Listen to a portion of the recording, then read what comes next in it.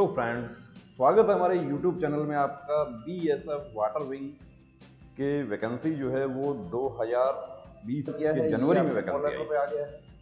अब सिलेबस क्या होगा उससे। हेलो फ्रेंड्स, स्वागत है हमारे यूट्यूब चैनल में आपका। बीएसएफ वाटर विंग के वैकेंसी जो है वो 2020 के जनवरी में वैकेंसी आई थी।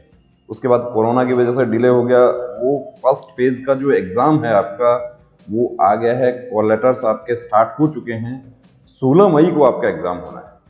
अब एग्ज़ाम होना है, काफ़ी हमारे साथी जो है वो भूल गए उस समय जब फॉर्म फिल किया था कि क्या सिलेबस होगा, कौन कौन से पोस्ट हैं, कितने पोस्ट हैं। तो आपने किस पोस्ट के लिए आवेदन किया है ये आपके कॉल लेटर पे आ गया है। अब सिलेबस क्या होगा उससे पहले मैं बता दूं कौन कौन से जो पोस्ट हैं इसमें। तो वाटर विंग क्या है पहले तो उसकी बात करते हैं। देखिए, बीएसएफ हमारा एक ऐसा फोर्स है कि जो एक तरह से नेवी, एयरफोर्स, इन्फेंट्री सबको कवर करने वाला फोर्स है। कि इन्फेंट्री भी अपने आप में बीएसएफ है। इसके अलावा उसका एक वाटर विंग है जो हमारा जो रिवराइन बॉर्डर होता है उस पर वो ड्यूटी करते हैं। हमारा जो क्रीक वाला इलाका है गुजरात में, उसमें बीएसएफ ड्यूटी करती है। हमारा जो बंगाल की खाड़ी है उसमें हमारे बोट्स हैं बीएसएफ के, बड़े बड़े शिप भी हैं जो कोस्ट गार्ड के पास होते हैं, उस तरह के भी हैं बीएसएफ के। फ्लोटिंग बीओपीज हैं जो तैरती रहती हैं सीमा चौकी, पूरा उसमें एडम होता है। तो उसको जो मैनेज करने वाला जो फोर्स का जो पार्ट है वो वाटर विंग की भर्ती होती है अलग से। उसमें कौन कौन से होते हैं, तो उसमें इंजन ड्राइवर होता है, उसमें सब इंस्पेक्टर मास्टर है, सब इंस्पेक्टर वर्कशॉप है, उसमें हेड कांस्टेबल हैं जो आईटीआई जो किए होते हैं, उसमें डीजल मैकेनिक है, कारपेंटर है, ये सब ट्रेड उसमें कवर होते हैं। और फिर आता है कांस्टेबल क्रू। जो सबसे ज्यादा वैकेंसी इसमें आती है वो कांस्टेबल क्रू की आती है। ये आपने अप्लाई किया था, आपका ऑफलाइन फॉर्म था, फॉर्म एक्सेप्ट हो गया है आपका। और देखिए, आपका फॉर्म यदि एक्सेप्ट नहीं होगा तो भी आपके पास में उसकी सूचना आएगी। ऐसा नहीं हो सकता है कि आपका फॉर्म एक्सेप्ट नहीं हो और आपके पास में उसकी सूचना नहीं आए। आपका कॉल लेटर जो है वो रजिस्टर्ड पोस्ट से आपके कॉल लेटर्स आ रहे हैं। आपने आवेदन किया है तो घबराने की जरूरत नहीं है। आप अपने पोस्ट ऑफिस में संपर्क कीजिए, कॉल लेटर आपका आ जाएगा। और 16 मई को एग्जाम है तो अभी 30 डेज बचा है आपका। अब पूरी ताकत आप अभी एग्जाम पर लगा दीजिए। काफी कैंडिडेट्स को डाउट था कि क्या हमारा पहले फिजिकल होगा। पहले फिजिकल नहीं होगा, पहले आपका एग्जाम होगा।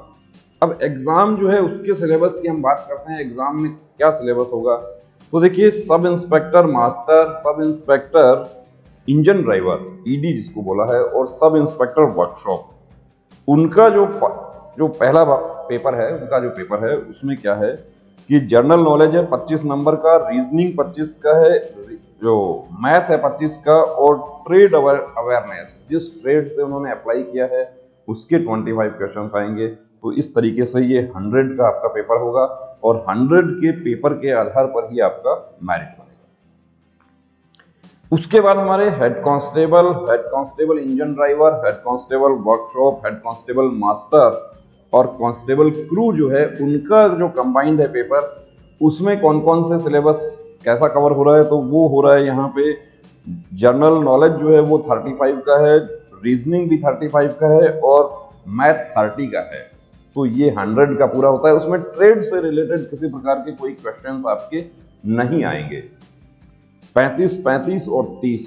अब एक जो दूसरा एक पोस्ट और बच गया है इसमें, वो कौन सा पोस्ट है, वो बच जाता है यहाँ पे सब इंस्पेक्टर मास्टर। देखिए, सब इंस्पेक्टर मास्टर जो है उसमें सिलेबस जो कवर किया है वो 25 नंबर का जनरल नॉलेज और जनरल अवेयरनेस, जीके। अब जीके में कैसा जीके आएगा, जीके तो पूरा ही आएगा सबके लिए, जिसको हम कह सकते हैं कि लूसेंट का जीके एक तरह से जो है वो आप कवर करते हैं, तो उससे आप पढ़ सकते हैं वो। लेकिन हम ये नहीं कहेंगे आपको कि वो सफिशिएंट है लूसेंट का जीके, क्योंकि 25 क्वेश्चन आएगा या 35 आएगा तो उसमें देखिए आपको जनरल साइंस भी आएगा, आपको हिस्ट्री भी आएगा, पॉलिटी भी आएगा, आपको ज्योग्राफी भी आएगा, जो स्टैटिक जीके है वो सब भी उसमें आएगा, यूएन भी उसमें कवर हो जाता है, स्पोर्ट्स भी कवर हो जाता है, करंट अफेयर्स भी कवर हो जाते हैं। लगभग पिछले 6 महीने का जो है वो आपको करंट अफेयर भी कवर करना होगा, कहीं से कुछ भी क्वेश्चन आ सकता है। मैथ रीजनिंग है, उसमें रीजनिंग के 25 क्वेश्चन होंगे। अब रीजनिंग के 25 क्वेश्चन में रीजनिंग में कौन कौन से चैप्टर कवर किए हैं, तो वो देखिए, कोडिंग डिकोडिंग है, सीरीज है, फिगर क्लासिफिकेशन है, रिलेशनशिप कॉन्सेप्ट है, distance and direction, the visual memory, spiral orientation, other basic concepts of reasoning। अब other basic concepts of reasoning तो इसमें देखिए वर्बल नॉन वर्बल जो है वो पूरा रीजनिंग आपका कवर हो जाता है।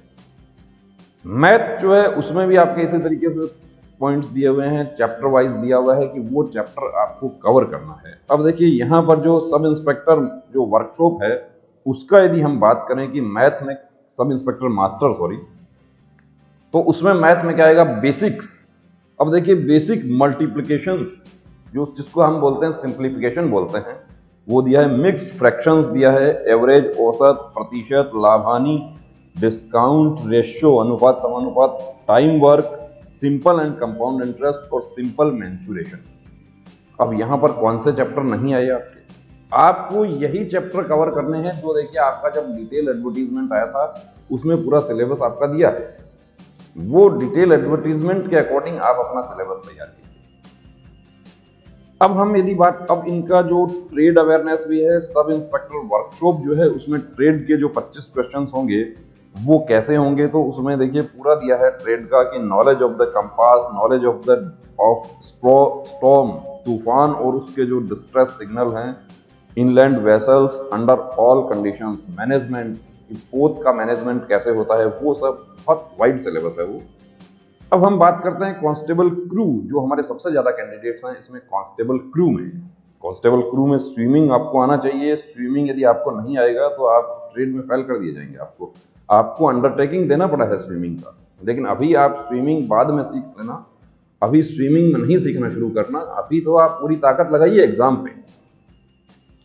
अब उसमें क्या है, जनरल नॉलेज है 35 का, रीजनिंग एबिलिटी और न्यूमेरिकल एबिलिटी। अब इसमें भी चैप्टर वाइज दिया हुआ है, वो सब आपको पढ़ना है, पूरा कवर करना है। अब बात ये आती है कि जो क्वालिफाइंग मार्क्स कितना होगा, और दूसरी बात ये होती है कि बड़ा एक जर्नल सा आप लोग प्रश्न पूछते हैं कि इसमें कितना मेरिट रहेगा। कितना मेरिट रहेगा ये तो कोई ज्योतिषी ही बता सकता है। देखिए कितना मेरिट रहेगा ये हम लोग तो नहीं बता पाएंगे आपको। कितना मेरिट रहेगा ये, जितने ज्यादा मार्क्स आप खींचेंगे उतना ही मेरिट रह जाएगा। एक कैंडिडेट जो है वो 90 ले रहा है, दूसरा 60 ले रहा है, एक तीसरा जो है वो 40 ले रहा है और एक 35 भी नहीं ले रहा है। तो आपको खुद को पता है, आप पढ़ाई करते हैं, तैयारी करते हैं, कितना मेरिट रहेगा ये तो पूछना नहीं चाहिए कितना मेरिट रहेगा। अभी तो पूरा ताकत झोंक दो कि मुझे बीएसएफ वाटर विंग की मुझे सफेद वर्दी पहननी है। बता देता हूँ आपको, बीएसएफ वाटर विंग जो है वो उसकी खाकी वर्दी नहीं होती है, उनकी सफेद होती है। वो नेवी जैसा वर्दी होता है, एक तरह से उनका नेवी कोस्ट गार्ड की जो वर्दी होती है वैसी। अब आपको अगले चरण जो फिजिकल होगा उसके लिए बुलाए जाने के लिए आपका कितना कट ऑफ होना चाहिए, तो उसके लिए देखिए कट ऑफ जो है मिनिमम, आप यदि जर्नल, ओबीसी और ईडब्ल्यूएस हैं तो आपको 35% आपको लेना होगा, और यदि आप SC ST हैं तो आपको 33% लेना होगा। लेकिन उसमें भी एडवर्टीजमेंट में एक क्लोज लगाया गया है कि number of written qualifying candidates to be called for the second phase examination, that is, अब सेकंड फेज कौन सा होगा, डॉक्यूमेंटेशन होगा, PST, PET, trade test and medical examination, वो सब एक साथ ही हो जाएगा।